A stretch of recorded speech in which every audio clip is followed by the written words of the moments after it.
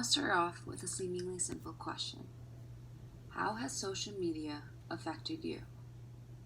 In today's day and age, it appears as though we are constantly encased in technology's firm grasp as kids younger and younger are fiddling with tablets thinner than a lunch tray, yet more powerful than old computers, while teens and adults are finding themselves with more followers and friends they could name. With such powerful devices and digital platforms, it can sometimes seem as though everyone from our peers to the most powerful advertisers in the world seek for our approval in the form of a like. In this podcast, I want to discuss how digital platforms, namely Twitter, are starting to challenge key American ideals such as freedom of speech and standing together regardless of personal beliefs. The most rarely seen examples are regarding the increasing political tensions and polarization between parties. To help support this claim, I asked a couple of fellow college students to answer a few questions pertaining to social media. So Eric, which social media platforms do you currently use? I am on Instagram, Facebook, Snapchat, Tinder, and I think that's it. How often would you say you use social media?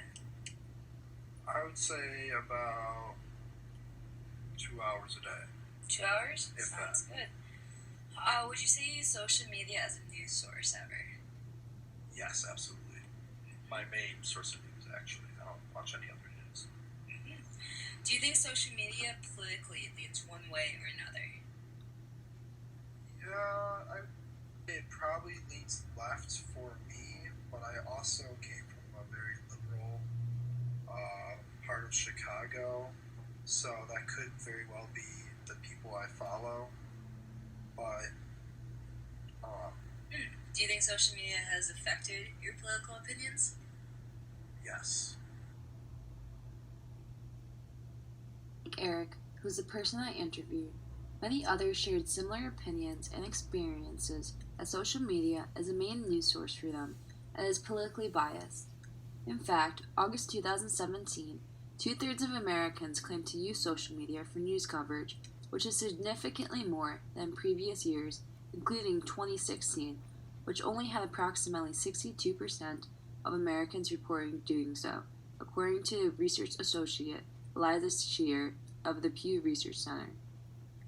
With this rise, political polarization seems to be increasing as well. According to a study by Chang-Jung Lee, PhD from the University College Dublin, social media promotes political interest and engagement, thereby indirectly affecting users' political views. This polarization, in extreme amounts, is hurting our society as it turns people against each other if they differ in viewpoints, and this is not consistent with our founding principles. Revolutionary War hero Patrick Henry once warned, "United we stand, divided we fall. Let's not split into factions which must destroy that union upon which our existence hangs." Look at today's news articles. Scroll through your Facebook timeline. It seems as though today's society has done nothing but ignore our founding fathers' words to the future generations. The most readily seen example sits at the head of our current executive branch, Donald Trump. Trump seems to use Twitter like no past politician, and this is changing our society. After tweeting condolences after the aftermath of the school shooting tragedy on May 18, 2018, instead of people respecting his actions, he was attacked and challenged. God won't help because it doesn't exist. You could have helped, but refused. You sat with those senators and lied that you supported gun control. It was only for show. These deaths are on you and your NRA buddies, sir, replied Brazil Magic to Donald Trump. This reply received approximately 3.9 thousand likes and over 350 retweets.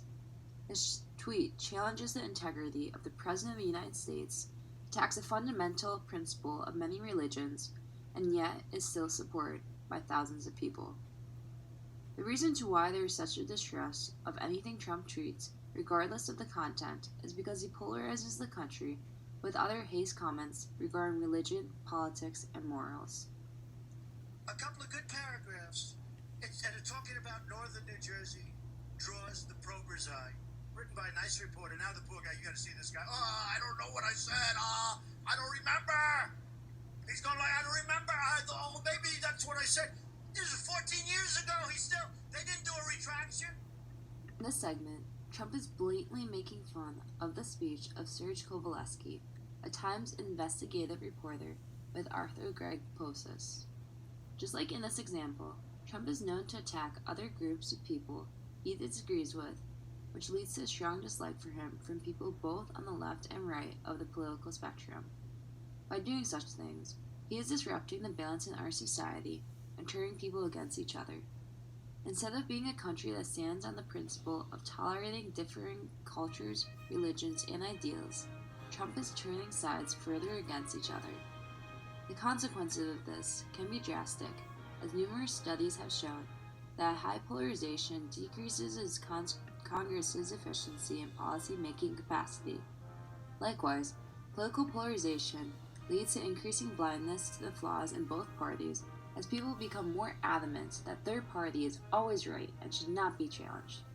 More people are starting to pick a side in the war and not realize the goals in the battles. More people are starting to forget that as a nation, both parties should have the same end objective: to make America a better place for those of today and those of the future generations. In conclusion, political polarization is becoming a major issue in the United States. One of the clearest examples can be seen looking at the President Donald Trump's Twitter timeline. We as a nation should be uniting around issues, not separating because of them. We should be compromising, not deviating further from the political center. We must recognize the flaws in every party, not just the ones we want to see.